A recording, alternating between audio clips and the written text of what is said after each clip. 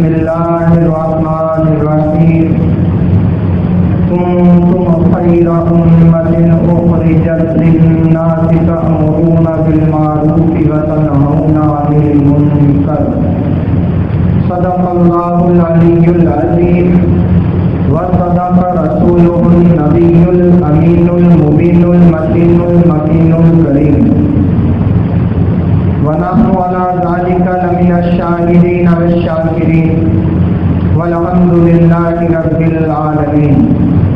آئیے سب سے پہلے ہم اور آپ مل کر تاجدار عرب و عجم مالک ہند و عرب دونوں عالم کے مالک و مختار حبیب کردگار محبوب پروردگار گرتوں کو اٹھانے والے ڈوبتوں کو ترانے والے دائی حلیمہ کے پیارے آمنہ بھی کی آنکھوں کے تارے ہرے ہرے گنبد میں آرام فرمانے والے آقا لمبے لمبے ہاتھوں سے بھیک دینے والے داتا جناب احمد مجتبیٰ محمد مصطفیٰ صلی اللہ علیہ وسلم کی بارگاہ لے کر سلام میں عشق و محبت کے ساتھ ہدیہ درود و سلام جھوم جھوم کر پیش کریں اور پڑھیں اللہم صلی علی سیدنا و مولانا محمد معظم الجود والکرم وآلہ وبارک وسلم صلاۃ و سلام علیک یا رسول اللہ صلی اللہ تعالی علیہ وسلم۔ سامعین کرام، جس آیت مبارکہ کو میں نے عنوان تقریر بنایا ہے یہ سورہ آل عمران کی آیت مبارکہ ہے، پارہ نمبر 4 ہے۔ رب قرآن عظیم میں اس امت کی تعریف بیان فرما رہا ہے۔ اب بات سمجھنے کی یہ ہے کہ رسول ہاشمی صلی اللہ علیہ وسلم کی شان اللہ نے اتنی بڑا بنائی، اتنی بلند و بالا بنائی کہ آپ کی شان کے برابر کوئی دوسرا نبی نہ ہوا، آپ کی عظمت کے برابر کوئی دوسرا رسول نہ ہوا، آپ کی رفعت کے برابر کوئی فرشتہ نہ ہوا۔ پھر اللہ تبارک و تعالی قرآن عظیم میں اپنے حبیب کی شان اور تعریف بھی بیان فرما رہا ہے اور یہاں امت کی تعریف بیان فرما رہا ہے۔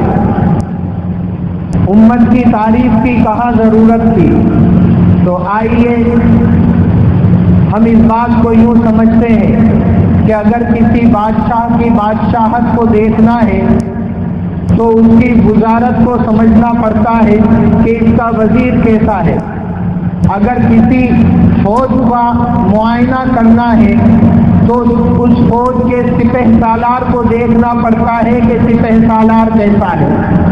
لہذا فوج سے سپہ سالار کی پہچان ہوتی ہے، رعایا سے بادشاہ کی پہچان ہوتی ہے، مرید سے پیر کی پہچان ہوتی ہے کہ اگر مرید ایسا ہے تو پیر کیسا ہوگا، اگر اسٹوڈنٹ ایسا ہے تو ٹیچر کیسا ہوگا، اگر امتی ایسا ہے تو رسول کیسا ہوگا، اگر پڑھنے والا ایسا ہے تو پڑھانے والا کیسا ہوگا، اگر بننے والا ایسا ہے تو بنانے والا کیسا ہوگا۔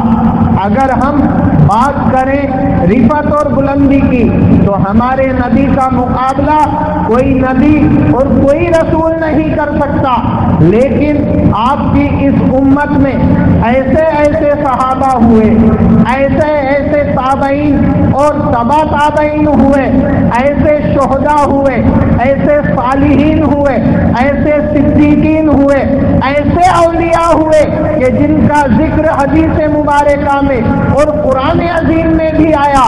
اللہ کے رسول نے ارشاد فرمایا العلماء امتی کانبیاء بنی اسرائیل، میری امت کے علماء بنی اسرائیل کے انبیاء کی طرح ہوں گے۔ اتنی بلند و بالا شان اس امت کے علماء کی۔ اور جب پیر کو دیکھنا ہے تو مرید کو دیکھنا پڑتا ہے، مرید سے ہی پیر کی پہچان ہوتی ہے۔ ہندوستان کے سب سے بڑے پیر اور ہندوستان کے سب سے بڑے بادشاہ ہند الولی خواجہ غریب نواز، ہند الولی خواجہ غریب نواز آپ کے مرید اور خلیفہ حضرت नागौर शरीफ में रहने वाले सूफी हमीदुद्दीन साहब नागौरी, जिनको सारी दुनिया तारिकुद दुनिया के नाम से जानती है। दुनिया में छोटे से छोटे वली के भी आस्थाने पर, मजार पर छत है, गुंबद बना हुआ है, लेकिन सूफी हमीदुद्दीन के मजार पर कोई गुंबद नहीं है, कोई छत नहीं है, कोई कमरा नहीं है, कोई अहाता नहीं है, खुले मैदान में आपका मजार मुबारक है। वो तारिकुद दुनिया सूफी हमीदुद्दीन गरीब नवाज के खलीफा हुए और गरीब नवाज के मुरीद हुए। हजरत सूफी हमीदुद्दीन की शान को देखिए। लोग अगर गरीब नवाज को समझना चाहे तो पहले सूफी हमीदुद्दीन को समझना पड़ेगा। सूफी हमीदुद्दीन को देखिए, आप इशा की नमाज गरीब नवाज के पीछे पढ़ा करते थे, यानी गरीब नवाज इमामत फरमाते और सूफी हमीदुद्दीन मुक्तदी बन के पीछे खड़े होते। इशा की नमाज अजमेर शरीफ में होती और सैकड़ों किलोमीटर के फासले पर नागौर शरीफ है, वहाँ सूफी हमीदुद्दीन फजर के वक्त से पहले पहुँचते और इशा की नमाज गरीब नवाज के पीछे पढ़ते और फजर की नमाज आप नागौर के अंदर इमामत फरमा कर पढ़ाया करते थे। सुबहान अल्लाह, सुबहान अल्लाह। समझ में आया कि अगर मुरीद की ताकत ऐसी है, उसकी रफ्तार ऐसी है, उसकी शान ऐसी है, उसकी विलायत ऐसी है, उसका मर्तबा ऐसा है, इशा गरीब नवाज के पीछे अजमेर की सरजमीन पर पढ़े और फजर की नमाज नागौर में जाकर पढ़े। जब मुरीद की ये शान है तो गरीब नवाज की शान ये है कि अजमेर में इशा होती थी और फजर मदीने में हुआ करती थी। सुबहान अल्लाह, ये शान औलियाए किराम की। लिहाजा अगर हमको पीर को समझना है तो मुरीद को समझना पड़ेगा, टीचर को समझना है तो स्टूडेंट को देखना पड़ेगा, अगर बादशाह को जानना है तो रियाया को समझना पड़ेगा।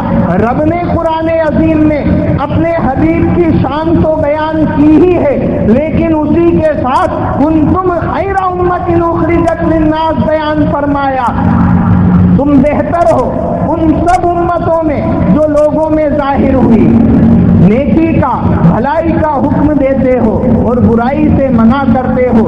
यही उम्मत की शान इसलिए बयान हुई क्योंकि अगर उम्मती दुनिया में मुख्तार होगा, दुनिया में आला होगा, दुनिया में अफजल होगा तो देखने वाला समझ जाएगा कि ये अगर उम्मती ऐसा है तो इस उम्मत का नबी कैसा होगा। सुभान अल्लाह। अगर उम्मती की ये शान है तो नबी की क्या शान होगी। अगर उम्मती का ऐसा मर्तबा है तो नबी का कैसा मर्तबा होगा। अगर उम्मती इतनी रिफत रखता है तो नबी कैसी रिफत रखते होंगे। अगर उम्मती इतनी बुलंदी रखता है तो नबी कैसी बुलंदी रखते होंगे। मालूम हो गया कि अगर उम्मत की तारीफ कुरान में रब फरमा रहा है तो मेरे नबी की शान ये है कि अंबिया के झुरमुट में, सहाबा के झुरमुट में, औलिया के झुरमुट में, बल्कि मलाइका के झुरमुट में अल्लाह अपने नबी की तारीफ बयान करता है। सुभान अल्लाह, सुभान अल्लाह।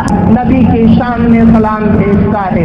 लिहाजा आज मैं जो मौजू आपके सामने लेकर हाजिर हुआ, दुनिया में अलग अलग तरह का माहौल है, अलग अलग तरह के लोग हैं, अलग अलग तरह का मिजाज है, अलग अलग तरह की जहानत है, अलग अलग तरह की सोच और समझ है।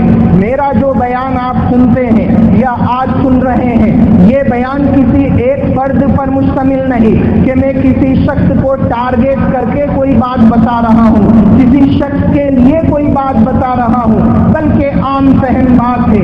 अगर मैं कभी हुज्जाजे किराम के मुतालिक कोई बयान करूँ तो उन हाजियों की बात नहीं करता जो यहाँ मौजूद हैं। अगर कभी हुफ्फाज़े किराम की बात करूँ तो उन हाफिजों का जिक्र नहीं करता जो यहाँ मौजूद हैं। अगर कभी किसी दुनिया के ओहदेदार की बात करूं तो उनकी बात नहीं करता जो मौजूद हैं, बल्कि आम उम्मत मुस्लिमा की बात करता हूं। लिहाजा बात को यूं समझ سمجھ لینا چاہیے کہ آج کے اس دور میں ایسا ماحول بھی میں نے دیکھا ہے، ایسے حالات کا جائزہ بھی لیا ہے، اگر مسجد میں کہیں ضرورت پڑ گئی تو انسان اپنے گھر کے 17 طرح کے کام بتا دیا کرتا ہے، ابھی میرے گھر میں ایسا ہے، ابھی میرے گھر میں ایسا ہے، ابھی میرے گھر میں ایسا ہے، میں مسجد میں کچھ نہیں کر سکتا۔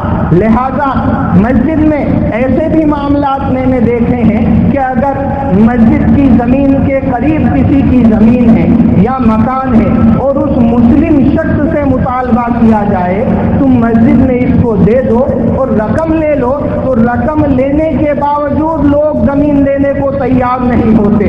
اس سے بھی آگے سنیے، ایسا بھی معاملہ میں نے دیکھا ہے جہاں مسجد کی ہی زمین پر لوگ اپنا قبضہ کرتے ہیں اور وہاں اپنی زندگی گزر اور بسر کرتے ہیں، اور ایسے کئی معاملات کورٹ میں آج تک چل رہے ہیں۔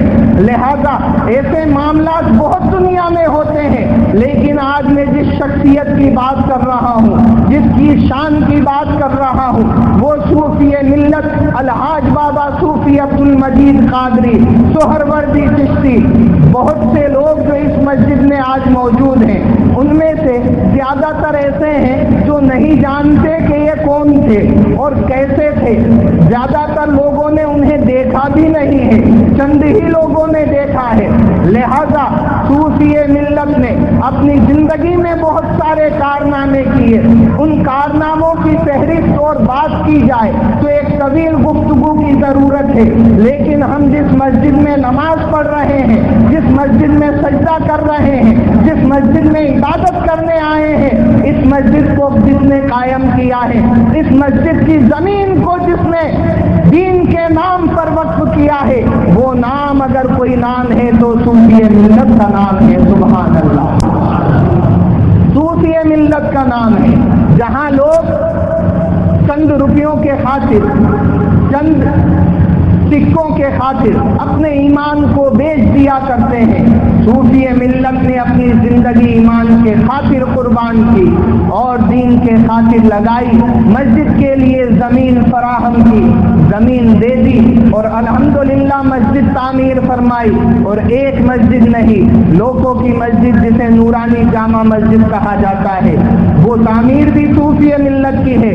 ایک بات اور سن لیں، اسی کے درمیان جو لوگ صوفی ملت کے گرد رہے وہ بھی تعریف کے قابل ہیں، لیکن جب کبھی نبی کی بات ہوتی ہے تو نبی کے صحابہ 1,40,000 ہوئے، ان تمام صحابہ کا نام نہیں لیا جا سکتا، لہذا اگر نبی کی تعریف کر دی جاتی ہے تو ان تمام صحابہ کی بھی تعریف ہو جاتی ہے جو نبی کے ساتھ رات اور دن گزارا کرتے تھے۔ سبحان اللہ، لہذا صوفی ملت نے ایک مسجد اور قائم کی، ایک مسجد لاکھیری میں قائم کی، اور آج آپ دنیا سے رخصت ہو گئے لیکن ہم اس مسجد میں موجود ہیں۔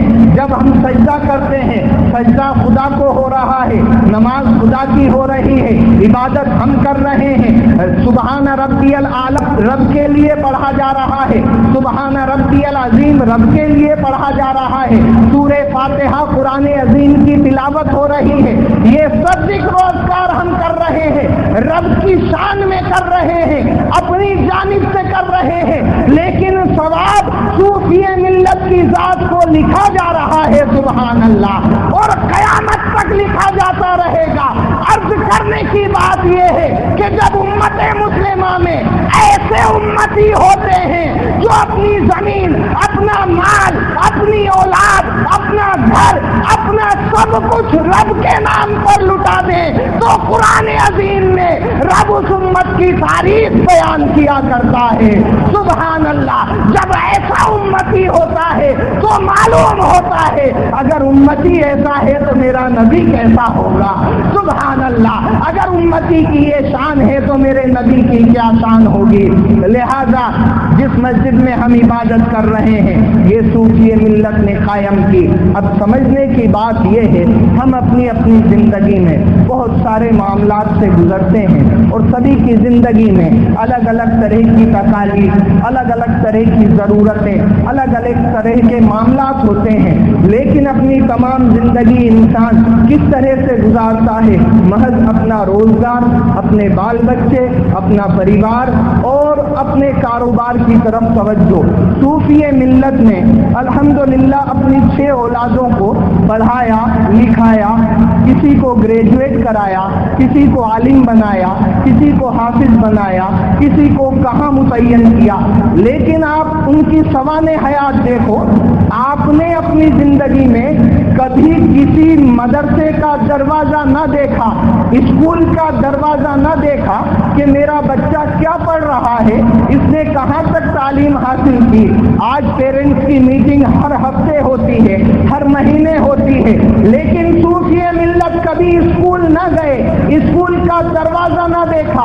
اولادیں ایم اے بی ایڈ ہو گئی اور اپنی تعلیم کو بہت بلند کر دیا۔ پوچھنے والے نے پوچھا یہ اتنی ترقی کیسے ہو گئی، یہ اتنا علم انہیں کیسے مل گیا؟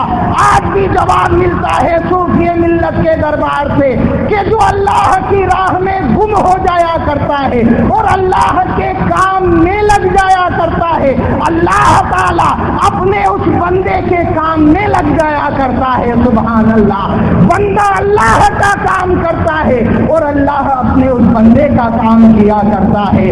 سبحان اللہ، لہذا ہم اپنی زندگی میں سب کچھ کریں، اپنی دکان، اپنا مکان، اپنا کاروبار، اپنی ترقی، سب کچھ کریں، لیکن دین کے نام پر بھی کچھ کر کے جائیں، زندگی میں دین کے نام پر کوئی عمل کر کے جائیں، کیونکہ زندگی پوری ہوگی۔ لیکن صوفی ملت نے یہ جو پودا لگایا، جو مسجد کو آباد کیا، آج یہ درخت ہے، ہزاروں ہزار لوگ عبادت کر کے جا چکے اور قیامت تک عبادت ہوتی رہے گی۔ وہ آرام فرما ہے اپنی قبر میں، اللہ کی طرف سے رحمتوں کا نزول ہو رہا ہے، لیکن یہ رحمتیں روز بروز بڑھتی ہی جائیں گی، قیامت تک کم نہ ہوں گی۔